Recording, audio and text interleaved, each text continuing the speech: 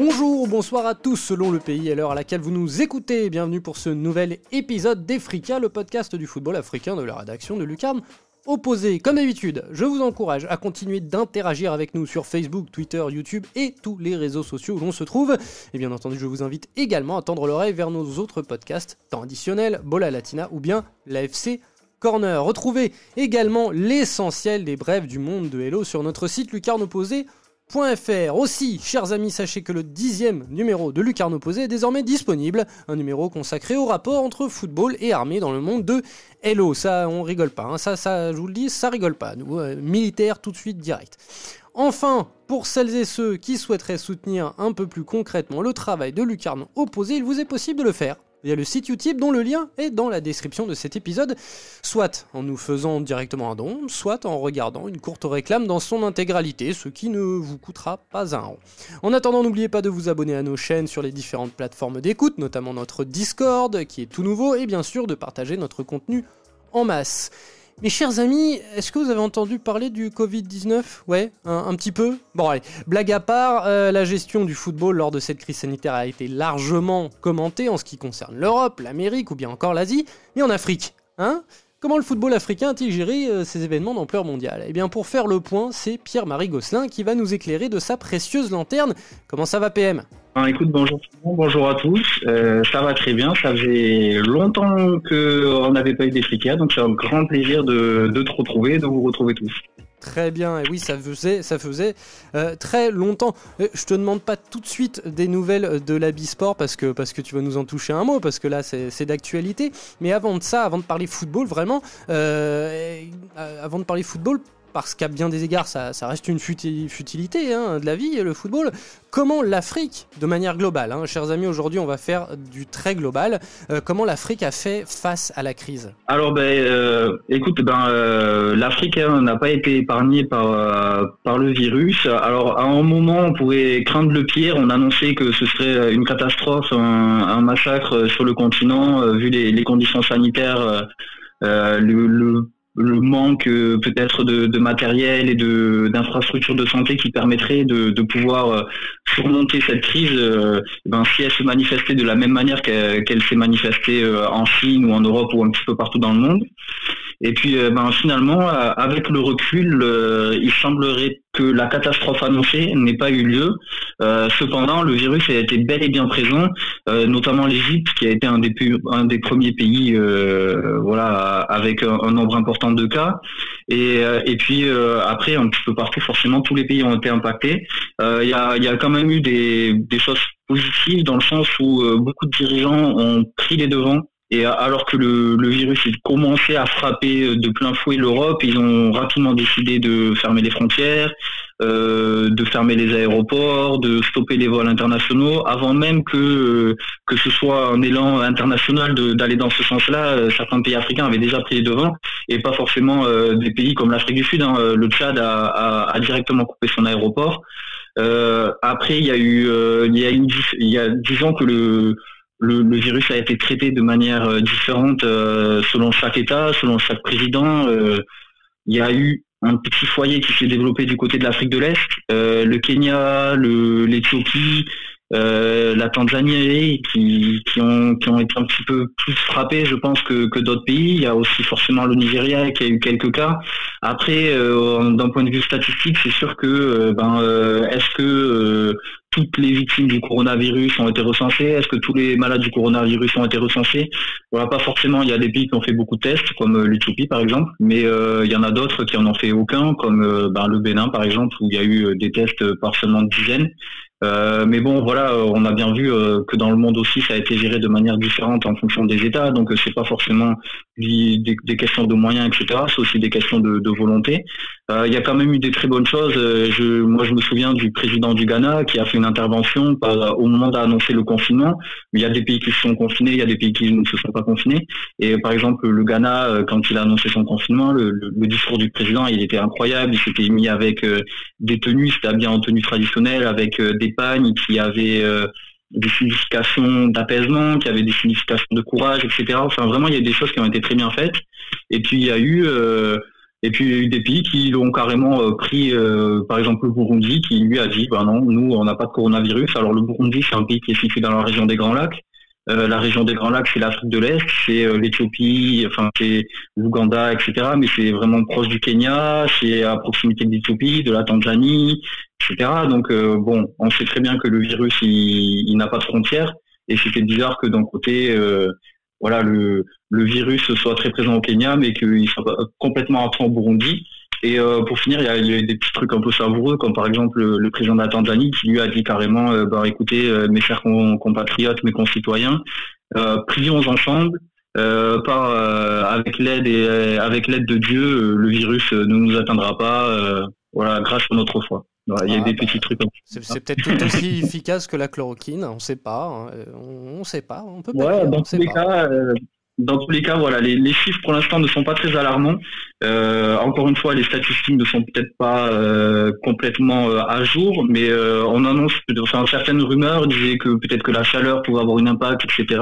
Donc, dans tous les cas, l'Afrique n'a pas à dénombrer autant de morts que d'autres pays, comme par exemple ton très cher Brésil, qui, je le sais en ce moment, souffre beaucoup. C'est compliqué. En effet. Bon, parlons ballon rond, parce qu'on est là pour ça.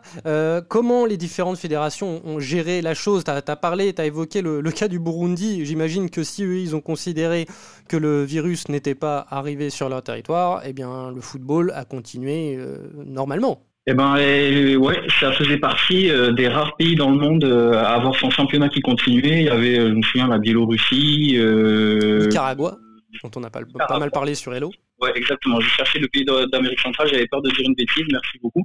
Donc il y avait quelques petits pays qui ne s'étaient pas stoppés. Et donc durant cette pleine crise du coronavirus, le Burundi jouait sa Coupe du Président. C'est le seul pays du coup en Afrique qui a joué.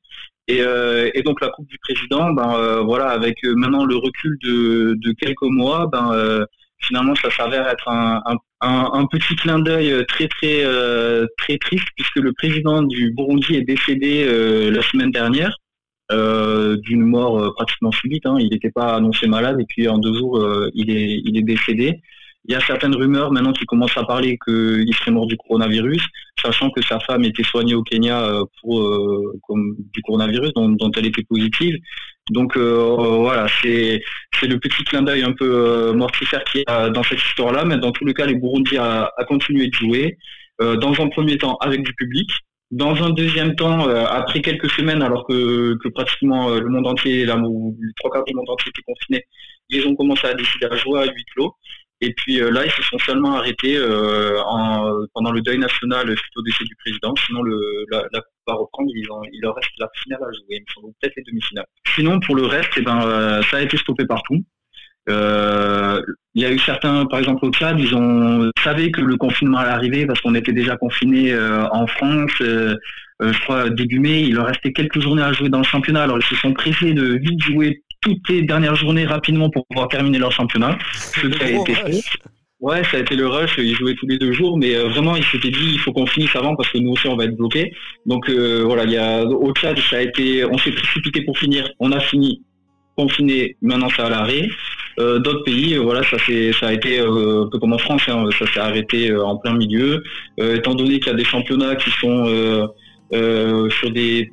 tous les championnats ne jouent pas aux mêmes dates, sur la même période, donc il y en a qui étaient plus ou moins proches de la fin, il y en a qui étaient plus ou moins proches du début, et on attend maintenant que ça reprenne, quoi. Donc il y a un peu comme ici, il y a certains pays qui ont réautorisé les entraînements.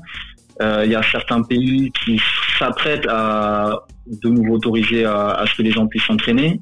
Il y a certains pays qui sont pas loin de recommencer à jouer. Donc voilà, à l'échelle du continent, on a un petit peu tous les scénarios qui sont en place et Et en fonction des pays, ça va reprendre ou pas. Certaines saisons vont être annulées, certaines saisons ont déjà officiellement été annulées. Et d'ailleurs, en parlant des pays qui reprennent, il y a la Tanzanie qui a recommencé à jouer quelques matchs amicaux. Et le championnat devrait reprendre très très très vite. Si ce n'est pas ce week-end, c'est le week-end prochain. D'accord. Et bon, Farouk n'est pas là pour nous en parler, c'est plutôt sa zone de l'Afrique normalement. En Afrique du Nord, où on compte quand même parmi les... avec tout le respect que j'ai pour l'Afrique subsaharienne, les gros championnats du Maghreb et égyptiens, dans quelle manière ils ont été impactés? Comme tout le monde, hein, ça s'est arrêté aussi. Même chose, c'est en train de reprendre. Alors je sais qu'en Égypte ils vont reprendre aussi. Voilà, les entraînements sont sur le point de reprendre s'ils n'ont pas repris déjà. Donc là, c'est en bonne voie pour que le championnat puisse se terminer. Pour ce qui est de l'Algérie, du Maroc et de la Tunisie, je t'avoue que j'ai pas suivi avec beaucoup de précision ces derniers temps, donc je sais pas à quel niveau ils en sont. Mais dans tous les cas, il y a des journées qui restent à jouer. Et notamment au Maroc, je sais qu'au Maroc il y a des problèmes, tous les clubs n'ont pas joué le même nombre de matchs et il y a un écart énorme entre par exemple le Raja Casablanca, je crois qu'il y a 5 ou 7 matchs de retard par rapport au leader du championnat, donc ils n'ont pas 20 points de retard, donc pour eux voilà, il y aurait intérêt à ce que le championnat puisse reprendre pour pouvoir avoir un vrai champion, parce que sinon ça va être très compliqué s'ils doivent s'arrêter là et dire que le premier est champion. Voilà, avec un tel écart de matchs joués, ça risque de grincer pas mal. Donc je pense que ça risque de reprendre un peu partout. Ils sont plus dans le style Allemagne, Italie, Espagne, Angleterre que France. Donc les championnats devraient se finir. Il faut rester un petit peu attentif à tout ça, mais voilà, il y a tout qui est un petit peu décalé. Donc je pense qu'ils vont quand même essayer dans la majorité des cas de finir les saisons, surtout comme tu l'as dit dans les grands championnats, où les rivalités sont très importantes et où voilà, le Zamalek sera pas content de laisser le titre au Al-Ahly sur tapis vert, non, sur arrêt administratif du championnat. Le Raja Casablanca sera pas très content de laisser le titre, alors je sais pas qui est leader, mais au WAP ou à n'importe quelle autre grande équipe marocaine qui est forcément rival du Raja. En Tunisie, c'est la même chose. Donc voilà, moi je pense que là-bas ça va reprendre aussi. Je pense que tous les championnats un petit peu médiatisés, tous les championnats avec des grosses institutions vont reprendre, comme c'est le cas en Tanzanie. Voilà, c'est des championnats où on ne peut pas ne pas y avoir de champion. Et puis pour les pays un petit peu plus petits, comme par exemple le Bénin, si le championnat du Bénin il va pas à son terme, ça fera pas grand bruit dans le petit monde du football africain. Donc voilà, il y a aussi c'est comme tu l'as très bien dit, des championnats qui n'ont pas forcément les mêmes pouvoirs et certains seront obligés d'aller à leur terme et d'autres pourront s'arrêter en toute discrétion. D'accord, tiens, rapidement, tu as parlé du Bénin, du côté de la Bisport, on a arrêté, on a pris soin des enfants, comment ça s'est passé? Ouais, ça a été, alors au Bénin, il n'y a pas eu de confinement. À proprement parler, il y a eu la fermeture des lieux de culte, la fermeture des restaurants, des bars et tout ça. Donc il y avait il y a une demande d'effectuer les gestes barrières qui est très importante, tout ça. Donc forcément le football s'est arrêté. Et puis de toute façon la FIFA et la CAF avaient quand même conseillé d'arrêter. Hein. Donc c'est pas non plus voilà, le Burundi, le Nicaragua, c'était vraiment des exceptions. C'est des pays qui ont pu se permettre de continuer parce que la situation le permettait ou pas. Hein. D'ailleurs dans le cas du Burundi, hein, vous l'avez compris. Mais pour ce qui est du Bénin, donc on a arrêté les compétitions directement, plus d'entraînement. Pour nos petits jeunes d'Abisport qui sont en 3e division, ça a duré pratiquement un mois, un petit peu moins d'un mois parce que ça a commencé un peu plus tard que nous. Après, ils ont commencé à reprendre petit à petit les entraînements, mais pas sur le terrain. C'est les entraînements qui faisaient plus ou moins leur préparation physique, qui font sur la plage. Donc sans ballon ou avec peu de ballon, c'est plus facile de respecter les distanciations sociales. Voilà, comme je l'ai dit, hein, il me semble que je l'ai déjà dit, ouais, le Bénin a statué hier pour savoir si on reprenait le championnat ou pas. Ils ont mis statu quo, on refera une réunion pour dire ce qu'on va faire. Donc voilà, pour l'instant c'est complètement à l'arrêt, il n'y a toujours pas d'entraînement officiellement, on peut toujours pas s'entraîner. Maintenant voilà, ça va être l'occasion de passer sur le sujet suivant, mais au Bénin, les salaires des joueurs souvent sont liés à des primes de match. Et si tu joues pas, tu gagnes pas d'argent. Et si tu gagnes pas d'argent, c'est difficile de vivre, d'autant plus si tu es dans une situation sanitaire un petit peu complexe où forcément il y a une petite inflation des prix sur les matières essentielles, etc. Donc voilà, ça crée une situation un peu compliquée. Je vois circuler des photos de mes petits joueurs d'Abisport qui donc ne s'entraînent pas avec Abisport, mais ils font quand même des matchs dans leur quartier, etc. Je vois des photos circuler, des vidéos circuler de matchs de joueurs de première et deuxième division qui se réunissent pour faire des petits matchs amicaux entre eux pour s'entretenir. Donc le football est en train de reprendre petit à petit, mais plutôt de manière officieuse qu'officielle. Et pour ce qui est de l'officiel, on attend toujours et on sait pas de ce que l'avenir sera fait pour le championnat du Bénin et pour les petits jeunes d'Abisport, est-ce qu'ils vont pouvoir reprendre ou pas. S'ils reprennent pas, ils repartiront sur un nouveau championnat, j'imagine en septembre ou en octobre, quoi. D'accord. Justement, tu as parlé des joueurs, des contrats. On a parlé de cette différence entre les clubs les championnats qui sont dans une situation plutôt précaire, comme le Bénin, et les gros championnats avec des gros intérêts économiques derrière. Comment, justement, ces gros clubs, le Raja, le Al Ahly, le Zamalek, le TP Mazembe, etc., ont géré les contrats de leurs joueurs? Alors là, tu vois, c'est pas forcément lié au pays et au championnat, parce que j'ai vu passer là une information il y a quelques jours comme quoi en Égypte, il y a certains joueurs qui sont obligés de travailler, de faire un peu de travail, de travailler des petits boulots quotidiens, travailler dans la rue, vendre des trucs, préparer des petits street food ou peu importe, mais des petits boulots pour essayer de gagner un peu d'argent pour pouvoir juste survivre. Et ça, c'est en Égypte, hein, donc on parle d'un championnat puissant avec des droits TV, avec des clubs qui sont censés avoir de l'argent. Mais voilà, encore une fois, on se retrouve dans une situation où, sans jouer, on a la tendance plutôt sur le continent et de dire, les gars, en France, on s'entend en France ou dans le sport en général, on parlait de peut-être faire des efforts, des réductions de salaire, des choses comme ça. Là, dans la majorité des cas en Afrique, on en est à, les gars, vous jouez pas, vous avez pas de salaire, quoi. Le club ne gagne pas d'argent, comment vous voulez que nous on vous aide? Alors tu me diras, oui, il y a la FIFA qui a débloqué de l'argent, qui a ouvert un fonds spécial qui a été alloué à chaque fédération. Donc chaque fédération africaine a reçu un bon pactole, parce que c'était pas une aide anodine de la part de la FIFA. Mais encore une fois, ça arrive à la fédération. Déjà la fédération, elle a des situations d'urgence à traiter. Tu sais, une fois pour que les gouttes descendent petit à petit pour arriver pour que l'argent plutôt descende et arrive jusque dans les poches du joueur, il faut un laps de temps assez long. Parfois ça arrive, parfois ça n'arrive pas. Donc voilà, donc après par exemple le TP Mazembe, le Roya, eux, il n'y a pas de problème, les salaires ont été payés. Il y a peut-être eu des arrangements pour dire qu'on avait une petite diminution de ces salaires-là, mais dans tous les cas ils sont tombés. Donc c'est les clubs qui, à l'image des clubs européens, ont été les joueurs plutôt, ont été moins impactés par la crise que les cas que je viens de vous citer. Mais on est quand même dans une situation où sans droit TV, sans sponsor, sans argent, même les grands clubs vont avoir du mal à tenir sur la durée. C'est pour ça qu'il y a tout intérêt à ce que les championnats puissent reprendre vite, notamment au Maghreb, tout simplement pour que le football ne tombe pas dans une crise un peu insurmontable. Après, pour ce qui est du Oroya, dont vous aurez l'occasion d'entendre parler dans un prochain podcast, ou du tout puissant Mazembe, on a affaire à des présidents qui ont de l'argent, donc qui peuvent, de manière personnelle, surmonter cette crise-là financièrement.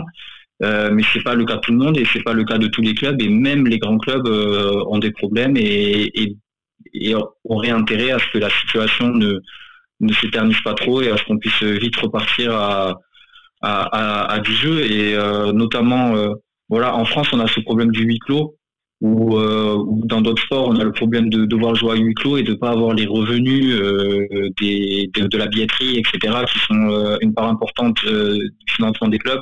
En Afrique, c'est un petit peu moins le cas. Alors en Égypte, on jouait à huis clos, ou si c'est pas huis clos, c'est avec des comités très restreints. Donc la billetterie, le fait de ne pas avoir de billetterie n'est pas vraiment une impact forte. Ça pourrait être le cas un petit peu plus au Raja Casablanca, parce qu'ils jouent devant un stade plein pratiquement à chaque fois, ou très souvent. Donc là, l'absence de billetterie peut avoir un impact, mais de manière générale, c'est pas tellement le cas. Donc c'est plus tout ce qui est droit TV, etc., qui aurait intérêt à vite repartir pour permettre au club au club de rebondir, aux joueurs de ne pas se retrouver dans une situation de précarité extrême qui peut nuire à leur carrière carrément, quoi. À leur carrière et à leur vie, tout simplement. Allez, pour terminer, en ce qui concerne la CAF, du coup, la Confédération africaine, et ses compétitions de clubs ou de sélections, quelles décisions ont été prises, s'il y en a eu ? Alors, il n'y a pas encore eu de décisions officielles qui ont été prises. Il y a eu donc le comité de la Confédération, puisque je crois que la CAF a mis en place un comité d'urgence par rapport à la crise, et donc il a fait des préconisations. Il faut savoir que ce soit pour la Ligue des Champions ou la Coupe de la Confédération, on avait terminé la phase de poule qui équivaut plus ou moins au quart de finale. On en était au quart de finale. Que je dise pas de bêtises, on a changé le format. Avant on sortait de poule en demi-finale, maintenant on sort de poule en quart de finale. Et donc il restait la phase finale à jouer. Et donc on partirait sur les préconisations seraient de repartir en septembre et de jouer les matchs en septembre. Alors quel serait le format ? Est-ce que les matchs seraient joués dans un même endroit, un petit peu comme est en train de mettre en place l'NBA, cette bulle à Disney World où toutes les équipes vont être au même endroit et vont jouer la fin de la saison de NBA. La Confédération africaine n'a pas encore statué sur ça. Est-ce qu'on va avoir des matchs aller-retour ? On ne sait pas encore tout ça, mais dans tous les cas, la compétition va, je pense, aller à son terme, va reprendre. Il va y avoir un champion d'Afrique cette année. Pour ce qui est de la CAN, doit se jouer normalement en janvier au Cameroun, parce que souvenez-vous, la CAN avait été déplacée au mois de juin, mais finalement au Cameroun ça allait pas trop en juin, donc on repartirait sur le format traditionnel avec la CAN janvier-février, donc c'est ce qui était prévu pour le Cameroun. Et pour l'instant, difficile de savoir ce qu'il en est. En tout cas, ce qui est sûr, c'est que le Cameroun, lui, est en train de terminer ses stades, donc les infrastructures seront prêtes pour pouvoir l'accueillir. Est-ce que les conditions sanitaires seront réunies pour pouvoir l'accueillir avec du public ? Parce que je pense que la CAN ne se jouera qu'avec du public. Je pense pas qu'on puisse partir sur une CAN à huis clos. On a encore un petit peu de temps. Donc, je pense que, je sais qu'il y a par exemple Bassogog, le joueur camerounais, qui a fait passer le message, qui a témoigné pour dire que ce serait bien de la repousser. Alors, on parle de nouveau de la mettre en juin. Donc, qu'est-ce qui va arriver ? On sait pas trop. Sincèrement, en janvier, c'est un petit peu loin. Je pense pas que la CAN sera annulée, comme ça a pu être le cas ou reportée, comme ça a pu être le cas de l'Euro ici et des Jeux Olympiques. Mais le fait que ce soit quand même dans quelques mois devrait donner le temps à la CAF de pouvoir préparer quelque chose. Et sinon, comme je l'ai dit, pour les compétitions continentales, elles devraient se terminer. Il faudra probablement attendre le mois de septembre, mais elles vont se terminer. Très bien, écoute, on a hâte de voir tous ces footballs-là reprendre et de voir la balle rouler vraiment, normalement, sur le continent africain. Merci beaucoup, Pierre-Marie. Écoute, c'est moi qui te remercie, et puis un grand merci à tous ceux qui nous ont écoutés. Oui, merci à tous de nous avoir suivis pour ce nouvel épisode. N'oubliez pas de venir nous solliciter sur les réseaux sociaux. Et quant à moi, je vous dis à très bientôt pour un nouveau numéro d'Efrika. Salut les amis!